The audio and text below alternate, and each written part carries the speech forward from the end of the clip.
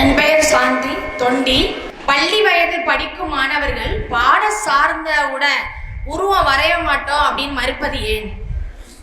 அதாவது சகோதரி அவங்க என்ன கேட்குறாங்கன்னா, பள்ளிக்கூடங்களில் படிக்கக்கூடிய மாணவர்கள் மாணவிகள் முஸ்லிம் மாணவ மாணவியர்கள் உருவப்படம் வரைய மாட்டோம்னு சொல்கிறாங்க. அது சார்ந்து பணி கொடுத்தா அதை செய்கிறதில்ல, நாங்கள் வரைய மாட்டோம் அப்படின்னு சொல்கிறாங்களே, அது என்ன காரணம் அப்படின்னு கேட்குறாங்க. இஸ்லாமிய மார்க்கத்தில் எங்களுக்கு என்ன சொல்லப்பட்டிருக்கு, உருவம் குறித்து என்ன சொல்லப்பட்டிருக்குங்கிறத சுருக்கமாக நம்ம சொல்லிடுறோம். இஸ்லாமிய மார்க்கத்தை பொறுத்தவரையும் இந்த உருவம்ங்கிற ஒன்று இருக்குல்ல, அது ஒரு நேரம் இல்லை என்றால் ஒரு நேரம் ஒரு டேஞ்சரான நிலைக்கு கொண்டு சென்று விடும். இஸ்லாத்தினுடைய அடிப்படையை இறைவன் ஒருவன் மட்டுமே வணங்கப்பட வேண்டியவன். படைத்த இறைவனை தவிர வேறு யாரையுமே நாங்கள் வணங்கக்கூடாது. எந்த உருவத்தையும் வைத்து வழிபாடு செய்யக்கூடாது. முகமது நபிகள் அவர்களை கூட நாங்கள் உருவப்படம் வரையக்கூடாது. நபிகள் அவங்க நாங்கள் யாருன்னு பார்க்கல, பார்த்தவங்க இருந்தாங்க. பார்த்தவங்க அவங்க காலத்தில் உருவப்படம் வரைஞ்சாங்களான்னா வரையலை. இன்றைக்கு எத்தனையோ பல தலைவர்களுக்கு சிலை வைக்கிறார்கள், அவங்க உருவப்படத்தை வீட்டில் மாட்டி வைத்து மாலை போடுகிறார்கள். அப்ப நபிகள் நாயகம் இதெல்லாம் செய்வதற்கு தகுதியானவர்களான்னு கேட்டால் தகுதியானவர்கள் தான். இஸ்லாத்துல கூடாது. ஏன்? இஸ்லாத்தை பொறுத்தவரையும் இறைவன் ஒருவனைத்தான் வணங்கணும். இறைவனை தவிர வேறு யாருக்கும் எந்த வணக்க வழிபாட்டையும் செய்து விடக்கூடாது. அதனால தான் நபிகளாருக்கு கூட சிலை வைக்க கூடாது, நாங்க நபிகளாருக்கு கூட உருவப்படத்தை வரையக்கூடாது என்று இஸ்லாம் எங்களுக்கு சொல்லிவிட்டது. இது ஒரு விஷயம். அதோடு சேர்த்து இஸ்லாம் என்ன சொல்லுது, உங்க வீட்டில் உருவப்படங்களை எல்லாம் வைத்துக் கொள்ளாதீர்கள். முஸ்லிம்கள் உருவப்படங்களை வரையாதீங்க. உருவப்படங்களை ஒருவர் வரைவாரையானால் அவர் மறுமை நாள்ல அல்லாஹ் அவரை கொஸ்டின் பண்ணுவான். என்ன கொஸ்டின் பண்ணுவான்?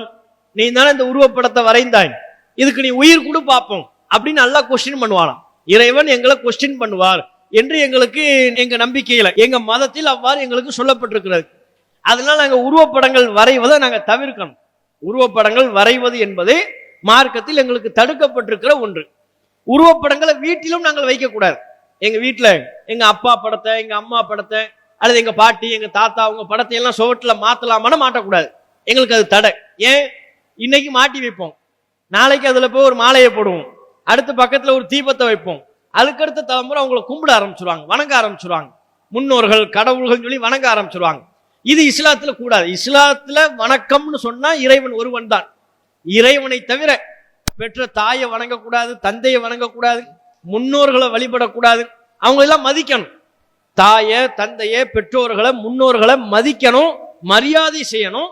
ஆனால் அவர்கள் வணக்கத்திற்குரியவர்களாக போற்றக்கூடாது, காலில் விழக்கூடாதுலாம் இஸ்லாத்துல எங்களுக்கு சொல்லப்பட்டிருக்கு. இப்போ முஸ்லிம் அல்லாதவர்கள் சர்வ சாதாரணமா அவங்க பெற்றோரின் காலில் விழுவாங்க, பெரியவர்களின் காலில் விழுவாங்க. ஆனா இஸ்லாத்தை பொறுத்தவரையும் நாங்க யாரு காலையும், எங்க பெற்றோர்களின் காலையோ யாரு காலையும் நாங்க விழக்கூடாது. ஏன்னா வணக்கத்திற்குரியவன் இறைவன் ஒருவன் தான். அப்ப அந்த வணக்கத்திற்குரியவன் இறைவன் ஒருவன் தான் என்கிற கான்செப்டை தகர்க்கிற விதமா உருவ வழிபாடு நாங்கள் வைத்துக் கொள்ளக்கூடாது. எங்க வீட்டுல உருவத்தை நாங்க வைக்கக்கூடாது, உருவத்தை வரையக்கூடாது என்று எங்களுக்கு சொல்லப்பட்டிருக்கிறது.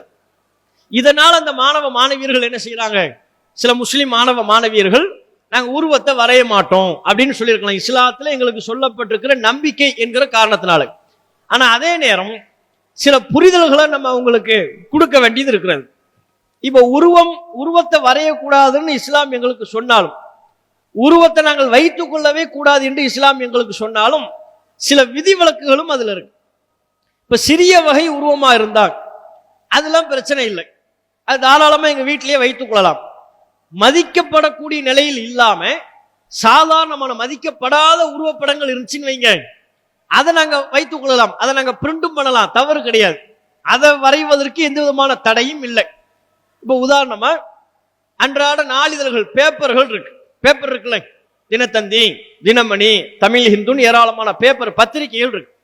அந்த பத்திரிகைகள்ல பல உருவப்படங்கள் வருது இல்லை, கட்சி தலைவர்களுடைய படம் வருகிறது, சினிமா நடிகர்களின் படம் வருகிறது, ஊர் மக்களின் படம் வருகிறது, பல்வேறு நபர்களினுடைய படம் அதுல இடம்பெறுகிறது. இப்ப இதை ஒரு போட்டோ எடுத்துட்டோம் நீங்க, இந்த போட்டோ கூட இதுல வரும், பத்திரிகையில வரும், உங்க படங்கள் எல்லாமே பத்திரிகையில வரும். இப்ப இந்த பத்திரிகையை நாங்க வீட்டுல வாங்கி வைக்கிறோம், அதுல உருவம் இருக்கத்தானே செய்யுது. உருவங்கிறது தானே உருவம், நம்ம உருவம் தானே உருவம். அந்த உருவம் இருக்கத்தான் செய்கிறது, பத்திரிகைகள்ல உருவம் இருக்கிறது. ஆனா அது வழிபடக்கூடிய நிலையில இல்லை. அதை வச்சு யாரும் வழிபாடு செய்ய போறது இல்லை. அந்த அந்த பத்திரிகையில இடம்பெறக்கூடிய உருவத்தை யாருமே மரியாதை பண்ண மாட்டாங்க. அது சாதாரண ஒரு பேப்பர் படிப்பாங்க, ஒரு செய்தியை தெரிந்து கொள்வதற்காக வேண்டி படிப்பாங்க, படிச்சு முடிச்ச உடனே தூக்கி போட்டுருவாங்க, ஓரமா போயிடும். அதுக்கப்புறம் சாப்பாடு சாப்பிடுவதற்கு எச்சில் போடக்கூடிய ஒன்று அந்த பேப்பரை பயன்படுத்துவோம். அதுல எந்த தலைவர் படம் இருந்தாலும் சரி, எச்சில் போடுவதற்குரிய ஒரு பேப்பரா நம்ம அதை பயன்படுத்த ஆரம்பிச்சிடறோம். தண்ணி சிந்தி விட்டது, தண்ணியை உறிஞ்சுவதற்குரிய பொருளா பேப்பர் எடுத்து கீழே போடுன்றோம். குழந்தைகள் சிறுநீர் கழித்து விட்டது, பேப்பர் எடுத்து போடுன்றோம். குழந்தைகள் மலம் போய்விட்டது, பேப்பர் எடுத்து அதுல போடுன்றோம். அப்ப அசுத்தங்களை தூய்மை செய்வதற்குரிய ஒரு பொருளாக கூட அதை நம்ம பயன்படுத்துறோம் சொன்னா, அதில் உள்ள உருவப்படங்களுக்கு நம்ம மரியாதை கொடுக்கறது இல்லை. இது பிரச்சனை இல்லை. இது மாதிரி உருவப்படங்களை தாராளமா நம்ம வைத்துக் கொள்ளவும் செய்யலாம், வரையவும் செய்யலாம், தப்பு கிடையாது. இப்ப நீங்க பட்டாம்பூச்சியை வரையும்படி சொல்றீங்க, ஒரு சிங்கத்தை வரையும்படி சொல்றீங்க, ஒரு புலியை புலி காட்டுல இருக்கக்கூடிய புலியை வரையும்படி சொல்கிறீர்கள். அது ஒரு பாடத்திட்டத்திற்காக வேண்டி, இதுதான் புலி என்று குழந்தைகள் அறிந்து கொள்ளணும், இதுதான் சிங்கம்னு அறிந்து கொள்ளணும், இதுதான் சிங்கம் இதுதான் புலின்னு அறிந்து கொள்வதற்கு காட்டுக்கா கூட்டு போக முடியும்? காட்டுக்கு கூட்டு போய் புலிய பக்கத்துல நிப்பாட்டி இதுதான் புலின்னு சொல்ல முடியுமா? அதுக்கு பல பேருக்கு வாய்ப்பு இருக்காது. அப்ப வரைஞ்சா தான் அது சாத்தியம். ஒரு படத்தின் மூலமாகத்தான் காட்டேடும். கல்விக்காக வேண்டி இது போன்ற உருவப்படங்கள் வரைவது, அச்சிடுவது, அதை வைத்துக் கொள்வது தப்பு கிடையாது. அது இஸ்லாத்துல தடுக்கப்படலை. அது சில பேர் தெரியாம, இந்த விஷயம் புரியாம இஸ்லாத்துல உருவப்படம் கூடாதுன்னு பொத்தாம் பொதுவா அவங்களா தப்பா விளங்கிக்கிட்டு நாங்க வரைய மாட்டோம்ங்கிறாங்க. அப்படி இல்லை, எல்லா உருவப்படமும் இஸ்லாத்துல தடுக்கப்பட்டது கிடையாது. இப்ப பணம் இருக்குல்ல, 2000 ரூபாய் நோட்டு, 500 ரூபாய் நோட்டு, அந்த பணம் இருக்கு, பணத்துல உருவப்படம் இருக்கா இல்லையா? காந்திஜி இருக்கிறார்ல, முன்னால கம்பீரமா இருந்தாரு, மோடிஜி வந்ததுக்கு அப்புறம் காந்திஜி சைலண்ட் ஆயிட்டாரு ரூபாய் நோட்டுகள்ல. இருந்தாலும் இப்ப காந்திஜி இருக்கத்தானே செய்யறாரு. இப்ப உருவப்படம் கூடாதுங்கிறதுக்காக வேண்டி முஸ்லீம் யாராவது நோட் எடுத்து கிழிப்பாங்களா? உருவப்படம் கூடாது, இதுல காந்திஜி இருக்கிறார், இதை கிழிச்சு தூர போடுன்னு போடுவாரா? போட மாட்டான். ஏன் அப்படி சொல்லப்படலை. இப்ப பாஸ்போர்ட் எடுத்துக்கங்க, பாஸ்போர்ட்ல என்ன இருக்கு? நம்ம போட்டோ இருக்குல்ல, அதுவும் உருவப்படம் தானே.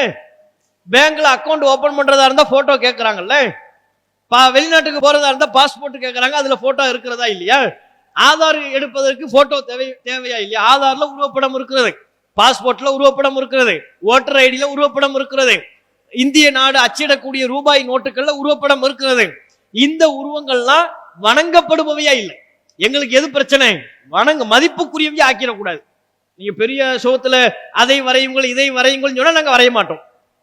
எதெல்லாம் வணங்கப்படக்கூடியவையா இருக்கிறதோ அதை நாங்க வரையக்கூடாது. ஒரு கோயில வரைங்கன்னா வரைய மாட்டோம், ஒரு சிலுவையை வரைங்கன்னா வரைய மாட்டோம், ஜீசஸை வரைங்கன்னா வரைய மாட்டோம். ஏன்னா அதெல்லாம் நீங்க வணங்குறீங்க, பிற மக்கள் அவற்றை வணங்கக்கூடியவைகளா கருதுகிறார்கள், அதை நாங்க வரையக்கூடாது. அது அல்லாம கல்வி சார்ந்து ஒரு கல்வி விழிப்புணர்வுக்காக வேண்டி சிங்கத்தை வர, புலியை வர, பட்டாம்பூச்சியை வர, மரத்தை வரை என்று சொன்னால் அதை வரைவதற்கோ அந்த உருவப்படங்களை வைத்துக் கொள்வதற்கோ இஸ்லாத்தில் எந்த தடையும் இல்லை. அது தெரியாம புரியாம சில பேர் அப்படி சொல்றாங்க, அவங்களுக்கு நாங்க விளக்கம் சொல்லிக்கிட்டு தான் இருக்கோம். அல்லாஹு அக்பர், அல்லாஹு அக்பர்.